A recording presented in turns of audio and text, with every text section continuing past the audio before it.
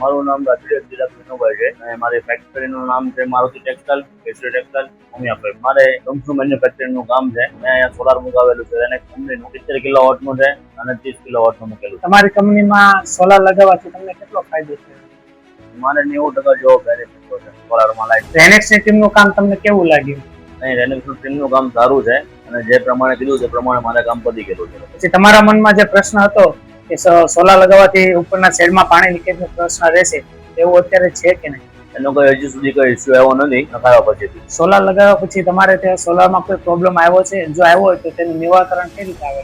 હજુ કોઈ પ્રોબ્લેમ આવ્યો નથી. જો કોઈ નાનો પ્રોબ્લેમ આવ્યો હોય તો 24 કલાકમાં મને આનું સોલ્યુશન થઈ ગયેલું. રેનેક્સ ટીમ સાથેનો તમારો અનુભવ કેવો રહ્યો?